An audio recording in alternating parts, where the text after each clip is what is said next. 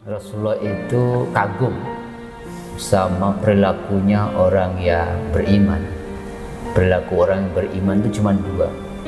Jadi ketika diberikan anugerah kebaikan, kemudahan, kemudian rezeki yang cukup, itu bahkan lebih, mereka memuji Allah. Kemudian dia bersyukur. Jadi pada satu titik ketika dia dianugerahi Allah, satu yang sebaliknya, kesedihan, rasa sakit, ya, kemudian harus dikritik, difitnah, gitu. Hamdallah, mereka tetap memuji Allah dan kemudian bersabar.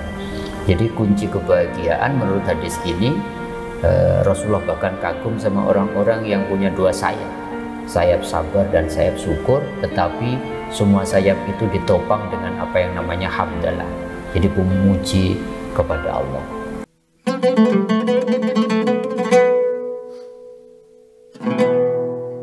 Assalamualaikum warahmatullahi wabarakatuh. Kita berjumpa kembali di channel Tauhid Cinta. Sehari ini kita akan membahas mengenai tips atau cara meraih kebahagiaan.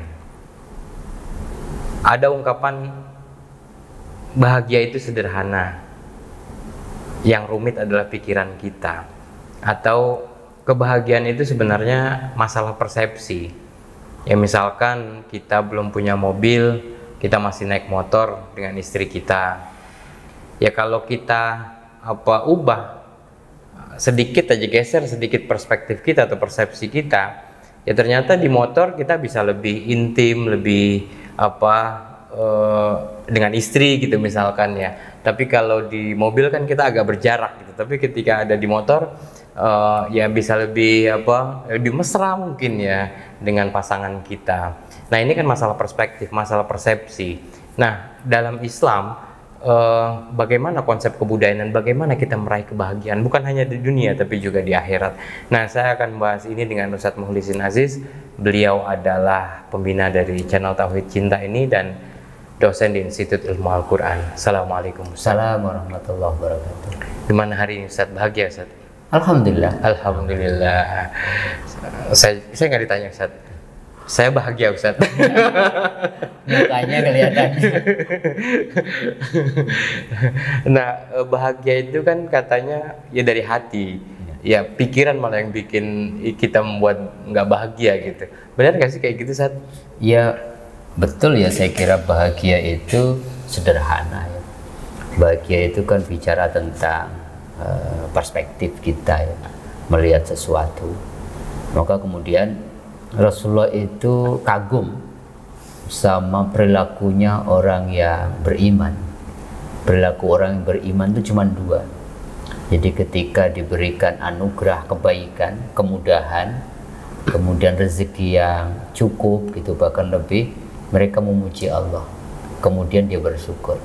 Jadi pada satu titik ketika dia dianugerahi Allah, satu yang sebaliknya, kesedihan, rasa sakit ya, kemudian harus dikritik, difitnah gitu.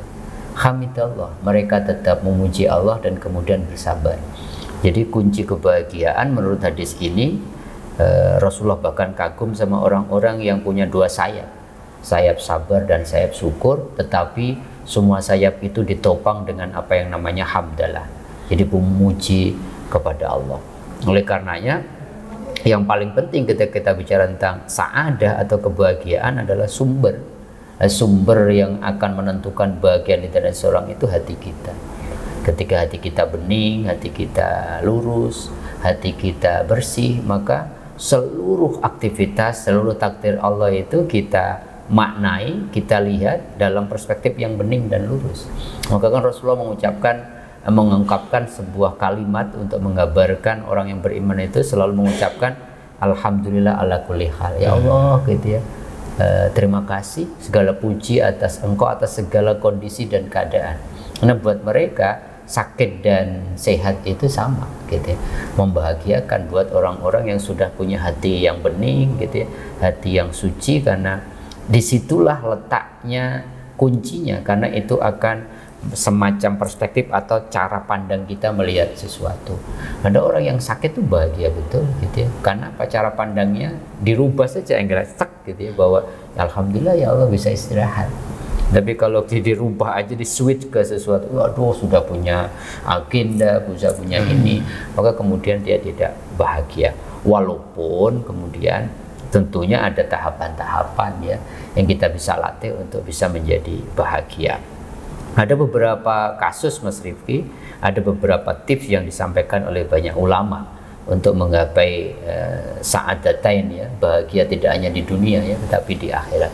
Al-Qurtubi misalkan dalam kitab tafsirnya mengatakan ada 4 hal, kalau seseorang punya 4 ini insya Allah bahagia. Yang disebut bahagia menurut Al-Qurtubi, pertama adalah ketika kita mendapatkan bisa menjemput rezeki yang halal gitu. Dan tidak ada urusannya di situ dengan banyak dan tidak. Karena apa? Karena rezeki yang halal itu akan kemudian kita makan, makanan kita akan membentuk sel-selnya juga itu yang akan mempengaruhi cara pandang kita melihat sesuatu. Maka bahagia dan tidak kan gak ada urusannya dengan banyaknya harta. Ada orang yang jadi bawahan bahagia betul, ada orang jadi atasan stres gitu. Atau sebaliknya, orang yang kemudian diberi amanah jabatan, dia bahagia ketika dengan satu tanda tangan saja bisa membantu banyak orang. Atau jangan-jangan kita mempersepsi kebahagiaan berdasarkan cara hidup kita. Waduh, kasihan banget ya tidur di kolong jembatan, padahal dia lebih pulas daripada kita. Maka rezeki yang halal menurut Al-Qurtubi merupakan satu indikator kalau seseorang punya rezeki yang halal, maka insya Allah akan mempengaruhi suasana spiritualitas dan saadahnya. Yang kedua, ternyata kunci bahagia itu qanaah. Qanaah itu apa? Nerimo. Yang nerimo dalam arti positif ya. Maka Kabil Minsky itu seorang mursyid tarekat Maulawiyah Rumi, kalau kalian ingin mencicipi surga di dunia, salah satu yang engkau mesti lakukan adalah no complaint. No complaint kan lawan dari qanaah. Ketika kita bangun tidur, yang muncul adalah nggak qanaah terhadap apapun yang kita rasakan, apapun yang Allah berikan, maka neraka itu hari itu. Sedikit aja rasa sakit komplain gitu, kemudian macet komplain, ya mana ada bahagia di situ. Nah, qanaah itu menerima dalam sebuah kesadaran bahwa apapun yang terjadi pada dunia ini maupun wafi anfusikum, walaupun dari diri kita sudah ada catatannya. Yang mesti kita lakukan adalah menerima ini dan kita sikapi dengan cara yang terbaik. Udah berapa tadi? Dua ya, rezeki yang halal, kemudian qanaah akan melahirkan ridho, ridho akan melahirkan prasangka baik, bahagia. Tapi kalau sudah komplain, yang muncul apa? Kita caci maki semua orang, kita salin semua orang. Yang ketiga, ini menarik. Konsep Al-Qurtubi ketika bahagia itu, seseorang ketika at-taufiq ila ta'at, diberi pertolongan oleh Allah untuk menjalani kehidupannya dalam koridor ketaatan kepada Allah. Tidak semua orang yang dititipin harta yang berlebih kemudian ketaatannya tumbuh. Bahkan kadang-kadang hartanya bisa menjadi hijab dia untuk melakukan aktivitas-aktivitas hablum minallahnya gitu.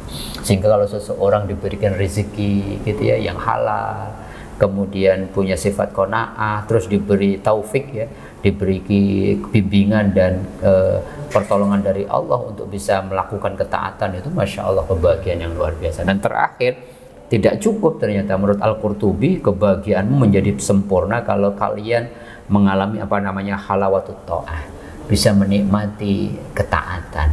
Tidak semua orang loh Mas Rifki bisa bahagia ketika membantu orang.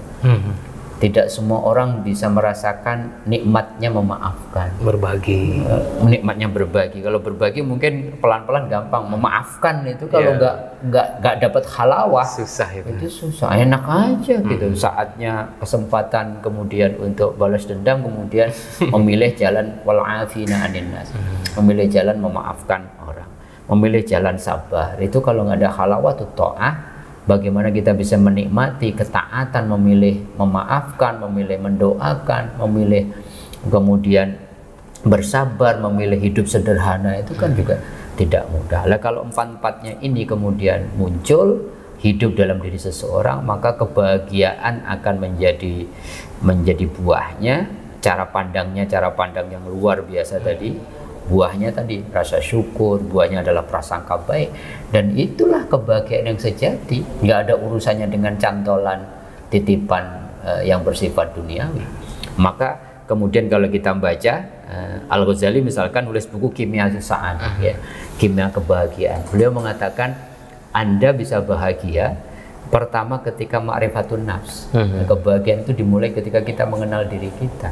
Diri kita yang sejati itu apa sih? Diri kita yang sejati adalah rohani kita. Sehingga kebahagiaan adalah kebahagiaan rohani, yang dari situlah kemudian sumber yang menjadikan cara pandang kita tidak cara pandang yang parsial, tapi cara pandang ketuhanan. Dari situ melihat segala sesuatu menjadi positif, sehingga nafsunya itu kemudian tidak nafsu yang jadi gini. Kira-kira di dalam Qimatus Sa'adah Imam Al-Ghazali mengatakan begini, bahagiaan Anda ketika Anda bisa menguasai nafsu Anda bisa ajak untuk mutmainnah ngikutin kehendak dan jalan Allah, dan Anda mulai tidak bahagia kalau Anda di-trap oleh nafsu. Makanya kalau orang sudah ma'rifatun nafs, jatuhnya kan hadis qudsi itu, man arafa nafsah faqad arafa rabbah. Maka banyak sufi mengatakan kebahagiaan sejati itu ketika ma'rifat. Kebahagiaan sejati itu ketika kita mengenal Allah, dan ketika kebahagiaan sejati itu ketika kita liqa, ketika kita bertemu dengan Allah. Nah, itulah kenapa disebut bahagia di dalam Islam itu sa'adatain. Kebahagiaan dua dunia, tidak cukup sekedar dunia tapi kebahagiaan akhirat. Walaupun kalau disuruh milih kadang-kadang kita kan ada, aduh gimana ya, ini ngambil posisi senang di dunia atau di akhirat. Imam Al-Ghazali dalam Qimatus Sa'adah jelas-jelas mengatakan yang Anda prioritaskan harus yang wal akhiratu khairu wa abqa, karena kebahagiaan akhirat itu lebih baik nilainya dan lebih kekal. Maka itu menjadi prioritas. Walaupun dalam doa-doa kita kan Rabbana atina fid dunya hasanah wa fil akhirati hasanah, tapi kalau harus memilih, biarkanlah kemudian kita mengorbankan dalam tanda petik ya kebahagiaan di dunia yang berapa tahun sih untuk kemudian menggapai kebahagiaan yang lebih hakiki. Jangan sebaliknya kita korbankan Rabbana atina fid dunya wa ma lahu fil akhirati min khalaq. Itu kan ngeri ya, surat Al-Baqarah 200. Ya Allah, aku pengen bahagia di dunia walaupun kemudian harus aku korbankan kebahagiaan di akhirat. Yang benar ya yang doa sapi jagat. Ya, ada sebagian orang yang mengatakan bahwa kebahagiaan itu relatif. Ya. Ada yang orang merasa bahwa misalkan ya makan dengan tempe tahu aja udah enak banget ya. Gitu. Tapi ada orang yang makan harus lengkap, ada tempe, ada tahu, ada telur, ada sayur, ada ayam gitu misalkan ya. Ya begitu juga dengan ada yang menikmati atau ada yang merasa bahagia di dunia ini. Ya. Dia nggak tahu apakah nanti akhirat ada atau enggak gitu. Cukup aja bahagia di sini, membangun surga di bumi gitu ya. Ya ada juga yang memang kebahagiaannya ya memfokuskan kebahagiaan di akhirat gitu, dan melupakan bumi, melupakan kebahagiaan di dunia gitu segala macam. Jadi yang ideal ya menurut Ustadz itu tadi ya kebahagiaan di dunia dan di akhirat itu Ustadz. Ya konsep Islam seperti itu. Ketika ada gium yang mengatakan kebahagiaan relatif itu kan meniscayakan sebuah pemahaman kebahagiaan itu tidak terletak kepada cantolan-cantolan attachment kita, tidak terletak pada jabatan, tidak terletak pada uang, tidak terletak pada makanan. Maka kembali lagi kebahagiaan itu tergantung cara pandang kita, mindset kita. Ya mindset di dalam konteks Islam adalah jiwa kita, hati kita. Itulah yang akan melihat segala sesuatu itu dengan kacamata apa? Kacamata ilahi atau kacamata nafs yang kecil itu. Kalau kacamatanya nafs itu nggak ada puasnya kan, dan nggak akan pernah bahagia. Maka Rasulullah akan mengajarkan salah satu doa berlindung salah satunya min nafsil la tasba, dari nafsu yang tidak pernah merasa puas. Nah, itu pasti tidak bahagia. Maka qanaah tadi menjadi salah satu unsur kebahagiaan seseorang. Sebab kalau sudah qanaah itu nggak ada urusannya dengan banyak dan sedikitnya dunia yang Allah titipkan, karena dengan qanaah itu dia tidak fokus sama materi atau tidak fokus sama kuantitas rezeki yang Allah titipkan, tapi dengan qanaah dia ngelihat siapa yang memberi.